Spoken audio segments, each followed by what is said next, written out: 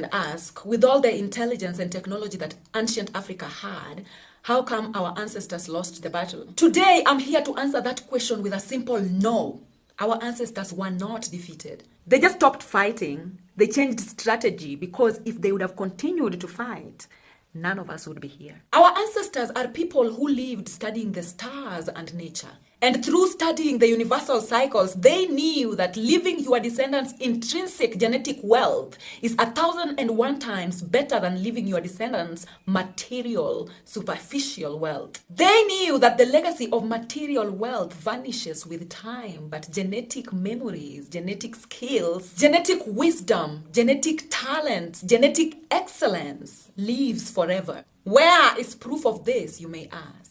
100% of African languages have sayings and proverbs that do not exist in colonial languages because they were secrets meant only for the descendants. For example, there's a saying in Nilotic Luo that goes, Raura tone tek. In Bantu Agikuyu, this same saying goes, Kigwoya, Kiainokeire, Nina, Gekegima. This same saying in the English language will translate to, it's not easy for a coward to die.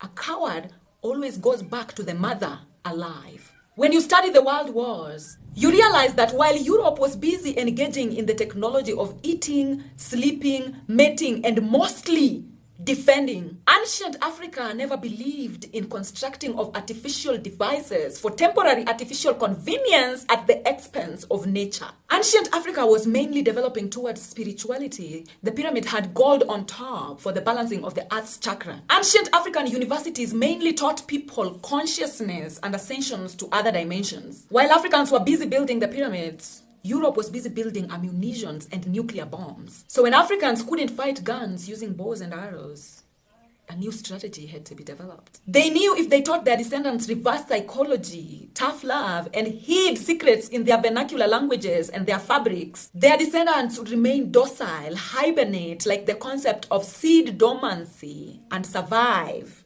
until it was safe, because the coward always survives. When you read the story of Moses in the Bible or watch the video as it has been portrayed in Beyonce's song, Other Side, you will realize that our ancestors put us in a basket of forgetfulness and dropped us in the cruel currents of reverse psychology, self-hate, gaslight, inferiority complex, mental health, just so we could survive, because the other side is now. The battle. Much of the cultural pattern of Southern rednecks became the cultural heritage of Southern blacks, more so than survivals of African cultures with which they had not been in contact for centuries. Even in colonial times, most blacks on American soil had been born on American soil. Moreover, such cultural traits followed blacks out of the southern countrysides and into the urban ghettos, north and south, where many settled. The very way of talking, later to be christened Black English, closely followed dialects brought over from those parts of Britain from which many white Southerners came, though these speech patterns died out in Britain while surviving in the American South, as such speech patterns would later die out among most Southern whites and among middle-class blacks, while surviving in the poorer black ghettos around the country. For example, where a Northerner said, I am, you are, she isn't, it doesn't, and I haven't, a Virginian, even of high rank, preferred to say, I be, you be, she ain't, it don't, and I hain't. These Virginia speechways were not invented in America. They derived from a family or regional dialects that had been spoken throughout the south and west of England during the 17th century. From these same regions of England came such words as yaller for yellow, axe for ask, acrost for across, y'all for you, bile for boil, do for door, dis for this, and dat for that. Many of these usages have long since died out in England, though the word chitlins for hog entrails continued to be used in some localities in England, even in the 20th century, as such usage remained common among black Americans. But no such words came from Africa, nor did the holiday Kwanzaa, which originated in Los Angeles. The slaves' custom of marking their marriages by jumping over a broomstick, a custom resurrected at a posh wedding among blacks in 20th century New York as a mark of racial identity, was in fact a pagan custom in Europe in centuries past, and survived for a time among Southern whites. Complaints about the improvidence of whites in the South and of their ancestors in Britain before that were echoed in W.E.B. Du Bois's picture of his fellow blacks in the 1890s. Probably few poor nations waste more money by thoughtless and unreasonable expenditure than the American Negro, and especially those living in large cities. Thousands of dollars are annually wasted in amusements of various kinds and in miscellaneous ornaments and gewgaws. The Negro has much to learn of the Jew and the Italian as to living within his means and saving every penny from excessive and wasteful expenditures.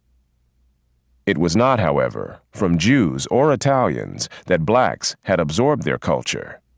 Du Bois's description of the spending habits of blacks in the 1890s was echoed by a contemporary observer, Jacob Riis, who said that the Negro loves fine clothes and good living a good deal more than he does a bank account. Similar observations have been made by many others over the years, inside and outside the black community. For the lower socioeconomic classes among blacks, Gunnar Myrdal's descriptions of them near the middle of the 20th century still bore a remarkable resemblance to descriptions of Southern whites and their regional forebears in Britain, including less resourcefulness, disorganized family life, lax sexual morals, and recklessness, with tendencies toward aggression and violence. Despite a generally sympathetic approach to the study of blacks in his landmark book, An American Dilemma, which has often been credited with a major influence on the advancement of civil rights, Myrdal also noted the low standards of efficiency, reliability, ambition, and morals actually displayed by the average Negro. He observed something of the devil-may-care attitude in the pleasure-seeking of Negroes, and a general attitude in which life becomes cheap and crime not so reprehensible. Like other observers, Myrdal tended to attribute to slavery such aspects of black culture as the low regard for human life, when in fact antebellum whites had exhibited this same reckless disregard of lethal dangers, and so had their ancestors in Britain. Unlike many others, however, Myrdal also recognized the influence of the Southern white culture on the culture of blacks, pointing out that the general Southern pattern of illegality maintained this low regard for human life. He also noted that the so-called Negro dialect is simply a variation on the ordinary Southern accent, that religious emotionalism was borrowed from and sanctioned by religious behavior among whites in the South, and that the Negro trait of audaciousness is characteristic of white Southerners too.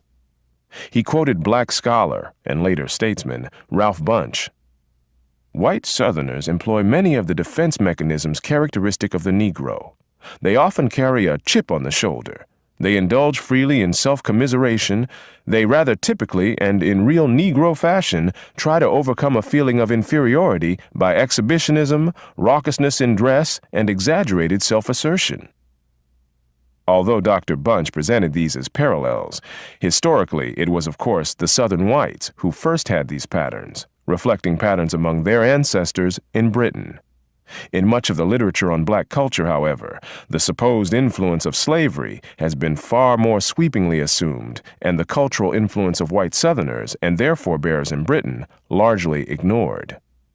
Attempts to derive the black manner of speaking from slavery and its parallel among whites as an influence from black speech were answered by a Southern historian who asked, "From whence came the drawl of the people of the upper Great Plains and of the Blue Ridge, Smoky, and Cumberland Mountains, who have had little or no contact with the Negro?"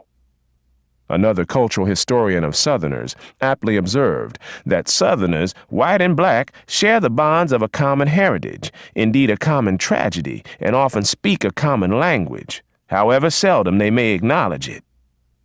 Half a century after Myrdal, another study of racial attitudes noted the intimidating ethnic style of many underclass black males, and noted that nearly half of all murder victims in America were black, and that 94% of them were killed by other blacks. Many of these killings were due to gang members who killed for such reasons as, "'cause you look at me funny," "'cause you give me no respect," and other reasons reminiscent of the touchy pride and hair-trigger violence of rednecks and crackers in an earlier era.